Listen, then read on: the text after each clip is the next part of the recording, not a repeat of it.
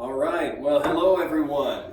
Thank you for joining us today in our kids segment of our Bible reading and Bible study today. We hope you're having a good Sunday and a good time with your family and whoever it is that you're gathered with today. So for our kids segment today, as we've been doing for the last few weeks, we're going to go through the kids' Bible lesson that they're doing in their Bible classes. Well, I should say what they would be doing in their Bible classes right now. But their Bible classes at home. That's right. And so kids, we hope your parents and your grandparents are helping you with your Bible class lessons and going through these with you. And they must be doing that because they've done so good on Wednesday nights. That's right. The live videos that we're doing on Facebook, and the kids are answering questions and saying their memory verses and joining in and helping. It really is great. It's very encouraging, not only to Mr. Ben and Mr. Joe, but to everybody in our church who is seeing those videos. It's interesting. We have a lot of folks that's tuning into that, not just the kids and parents for those classes, but a lot of other folks are joining in now too. Yeah, that's right.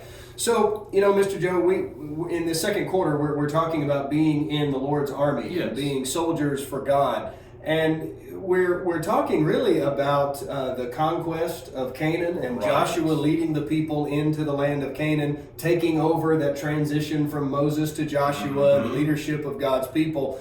And they had to go into the land and they had to fight. They had to fight battles for God, and God was going to help them take that promised land of Canaan. And that was hard because they've come from this wilderness wandering, dependent on God.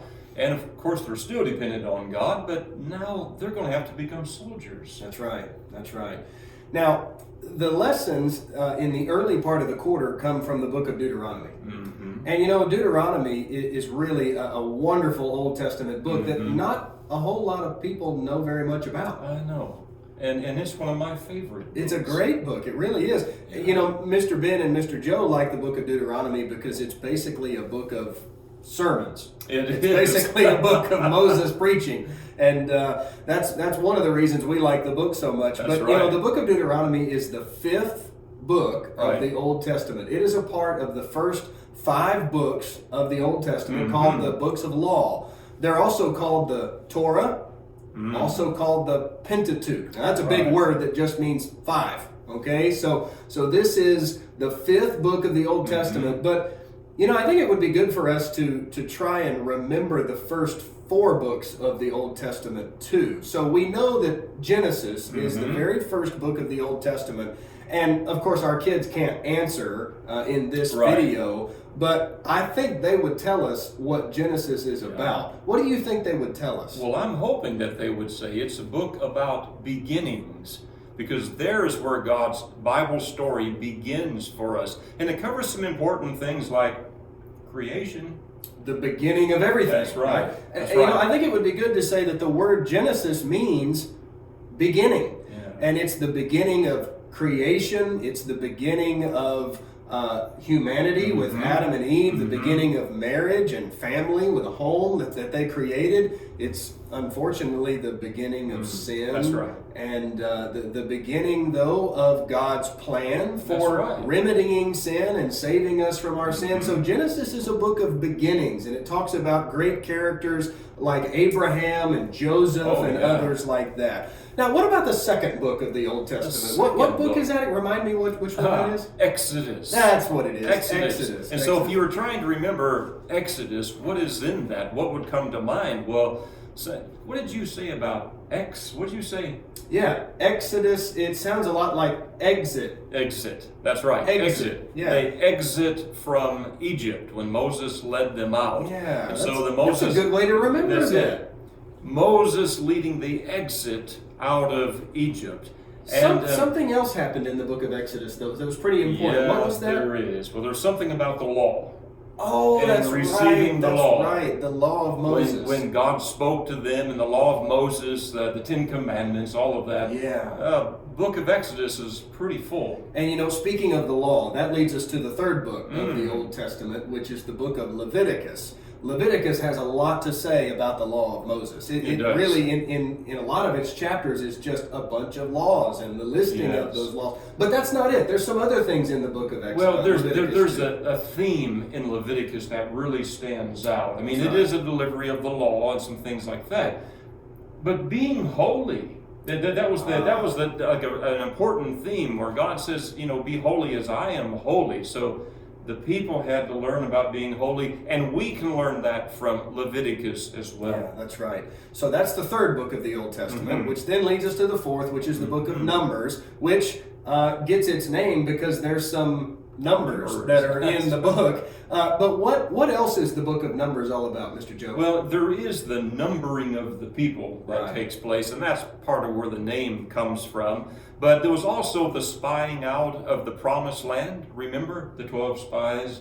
That didn't go as well as it should have. Right. Okay, but in the book of Numbers, the numbering of the people, the spying out of the Promised Land, and then it records a lot just about that wilderness wandering. Yeah, that's right. So that's great. That's the first 4 books of the Old Testament, the first 4 books of the Law or the Pentateuch, and now we come to the 5th book, the book of Deuteronomy, which is where our lessons in the early sections of the quarter are coming from. All right. Well, Mr. Joe, why don't you take us through lesson number 2, which is what the kids will be studying beginning today. Okay, are you ready for lesson number 2? Last time we talked about in lesson number 1, loving God with all of our heart. And that seems like that was a good preface for where this whole quarter is going to go, because first you have to love God more than anything, because God is going to request and ask some things of his people. Lesson 2, choosing God. Moses made a long speech to the people before they went into their new land. He told them that God would love them and take care of them if they would love God and obey his laws. He also told them that God would punish them and their land if they decided to disobey his laws and worship other gods. The people agreed. They said they were willing to love God and obey him so they could receive his blessings. They also said that they would not disobey because they did not want to be punished.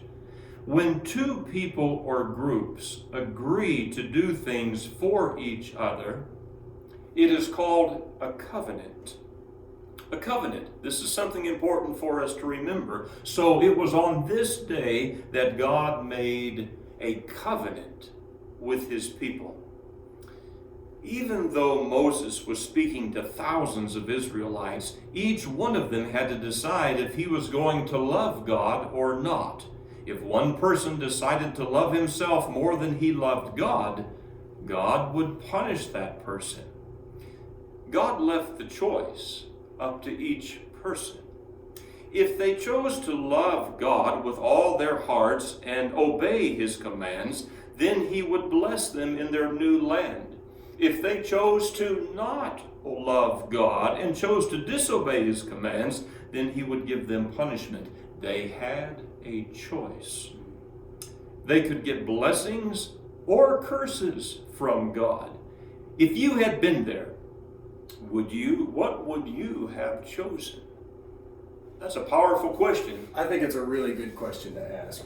And if we can connect that to what we talked about in lesson number 1 last week, about loving God with all of our heart, with all of our soul, with all of our strength. And now in this lesson, we're talking about making that choice to choose God and to serve him and do what God wants us to do. That's right. Very important question. If we choose God, then we get the blessings that come from being his people. But if we disobey God and we don't choose to follow him, then, as Moses said, there's curses. There's bad things that come. That's the consequences. That's right. If we disobey God, there are consequences that will come from that. And so when we think about, we're reading through our story, we're thinking about Moses and the children of Israel and these choices that God gave them. What we have to try to do is understand we have the same choices. That's right. That's right. So the story goes on. After Moses finished his long speech to the Israelites, God told him to get Joshua and go to the tent of meeting. God said he would meet them there in a pillar of cloud. Out of the cloud, God told Moses that it was time for him to die. Joshua would take over for Moses and lead the children of Israel into battle against the Canaanites. Joshua would make the Canaanites go out of the land. Okay, so we're getting another glimpse of where the story is taking us here. So Moses is understanding now, again, he's not going into the land. But Moses was such a good servant of God, and we have to wonder what happened. Well, we've already talked about it a little bit, but this is just a reminder. Moses had been such a good servant for God. He had left the palace in Egypt to lead God's people out of slavery. He had led them through 40 years in the wilderness because of their sin. Do you remember when Moses disobeyed God in the wilderness? It was when God told Moses to speak to the rock. Do you remember that? And what did Moses do? He struck it 2 times. He struck the rock. And then he did not give God credit for bringing water to them. And God remembered that. And God soon told him, Moses, you are not going to enter into the promised land. He would not be allowed to go into the land of Canaan with the rest of the people. So here they are, close to crossing over at the Jordan River, and Moses went up to Mount Nebo, and God showed him the promised land that he was going to give to the people. That was as close as Moses got. Yeah. He could see the land, but he was not allowed to enter in. The consequences of not giving God the glory and honor that he deserved. God had promised this land to Abraham, then to Isaac, and then to Jacob. And so now, the great-great-great-grandchildren of those men were finally getting to go into the land. But not Moses. He died, and God buried him in the valley. Moses was 120 years old when he died. How old? 120 years old. Wow. Kids, that's older than Mr. Joe. It is. Just a little bit. Yeah, but it's older than Mr. Joe. Double, exactly, is what it is.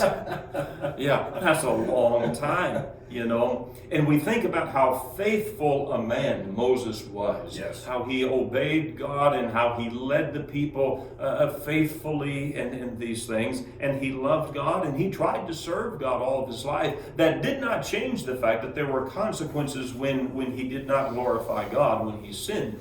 But Moses was a good man. And it's been good to be able to study and to read and to learn about Moses in our Bible stories. And you know, I think it's important for us to recognize that there will be times in our own lives when, like Moses, we disobey God. Yes. We will have times where we make mistakes, where we sin against God. But like Moses, the picture of our whole life is one that's pleasing to God. And we are confident that Moses enjoyed God's blessings, and especially eternal blessings. Even the book of Hebrews would tell us that in chapter 11. Yeah. Now, Mr. Joe, you kept talking about the promised land, and Joshua is going to be the one, as you said, who leads the people into that land. But I want to pull up a map here, and I want everybody to take a look at this map. Now, this map has a whole bunch of sections on it and colors on it. This is a map of the division of the land. So it's the same land we've been looking at with the other map. That's right. It's just divided up. That's right. But this map is showing us how the land was divided. All of the 12 tribes of Israel received a portion of the land, and the colors on this map represent the portion that each of the 12 tribes received. And so we're not expecting you in this video to look at these and memorize these yet, but over the quarter, you will be learning more about these different sections of the map. And this map, I believe, Mr. Joe, is in the back of their workbooks. That's what I understand. And so they can be looking at this map, learning about these 12 tribes, hopefully memorizing those tribes and memorizing these sections on the map where they lived in the new land. Well, as time goes forward, as weeks go forward, and when we all get back together here again, this will be one thing we have to keep working on, is this map, and we try to put in those 12 tribes and learning where those are at. You know what? I think this would be something good to do in Bible drill when we get that going again, when we can all start meeting together again and doing Bible drill. I think that would be really good. And what we will need is a map where you can kind of like stick those names on there. You know what? Mr. Ben has one. Mr. Ben has one that Miss Stacy painted a long time ago, and we'll be using that in our Bible drill. It's going to work really well. All right, Mr. Joe, what else do we need to tell them today? Okay. Have we gotten to the end of it? I think that was it for today. All right, very good. Well, Thank you, kids, for tuning in. We hope the lesson has been helpful. Be working on your memory verse. You're doing so well with it already. Let's keep it going, okay? That's right. We'll plan on our Bible class on Wednesday night again. That's right. Doing that live. And so, at this point in time, you may want to take a little break, a pause here from this Bible class. And there's another video that's available now too for the sermon for Sunday. But maybe you use this time to stop and to sing some songs for worship and praise and have prayer together. And maybe then you look at that sermon, and that'll be the next segment coming up. All right. Thanks so much, everybody. Good to study with you.